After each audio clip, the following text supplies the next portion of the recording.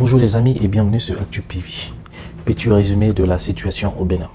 Donc, ce dimanche 7 décembre 2025, les Béninois se sont réveillés avec beaucoup d'incertitudes.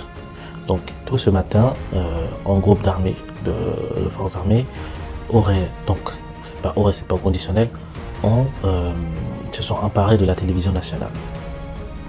Ensuite, à l'antenne, un homme en uniforme, le lieutenant-colonel Pascal Thierry, annonce la chute du gouvernement et se proclame président d'un comité militaire pour la reconstruction du pays. Comité militaire pour la reconstruction du pays. Quelques minutes plus tard, en fait, le signal de la chaîne est brusquement coupé, la confusion.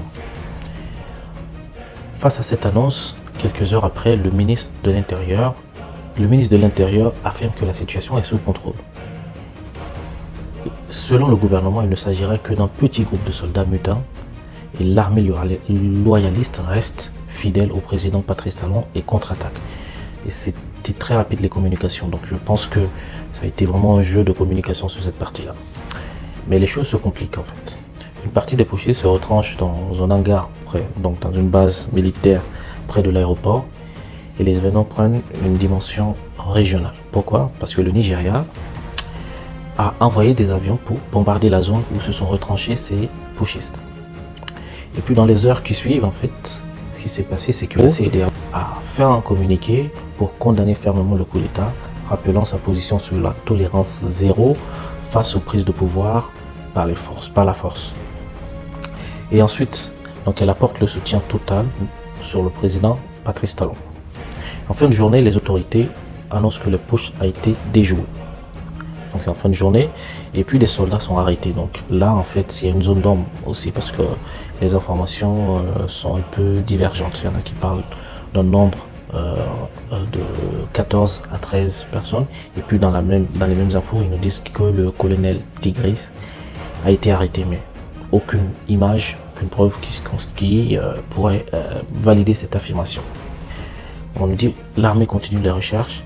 Les menaces ne sont peut-être pas totalement éliminées. La situation actuelle, c'est que certainement, 99% de chances que le coup d'État ait été déjoué. Par contre, il y a un climat d'incertitude et de méfiance parce qu'effectivement, tous les assaillants, je vais les appeler comme ça, ou les putschistes n'ont pas été arrêtés. Et donc la situation n'est pas complètement maîtrisée. On peut se poser maintenant les questions.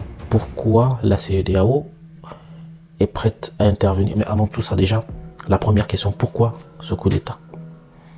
Y a-t-il vraiment des problèmes politiques dans le pays pour qu'il y ait ce coup d'État? Pourtant, le Bénin est considéré comme l'un des pays les plus stables en matière de démocratie en Afrique de l'Ouest.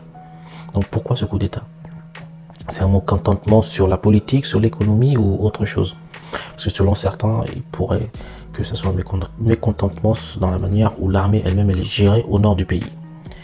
Deuxième question, pourquoi la CEDEAO veut coûte que coûte intervenir, mais très rapidement? Parce que je pense que vous avez tous vu qu'ils ont parlé d'un communiqué, ils ont fait un communiqué pour faire intervenir les armées disposées pour la CEDEAO.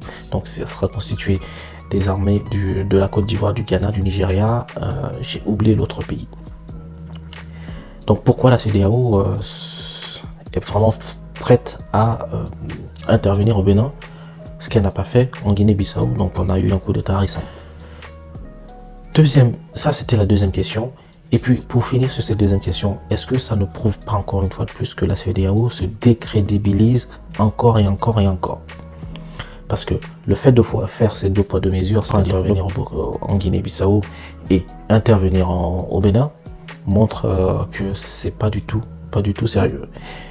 Élément très important, avant le bombardement des avions de chasse nigériens, il y aurait eu un coup de fil entre le président français et le président nigérian. Qu'est-ce qu'ils se sont dit? Selon le président français, c'est une discussion sur l'aide que la France pourrait apporter au Nigeria sur la lutte contre le terrorisme. Dimanche 7 décembre, au moment où il y a un coup d'État au Bénin. Et quelques heures après ou quelques minutes après, donc le Nigeria est intervenu. Donc c'était juste le bonus. Donc actuellement, voici la situation. Donc en réalité, il semblerait que le colonel Tigris n'est pas réellement attrapé. Il y a toujours des putschistes qui sont cachés dans la base Et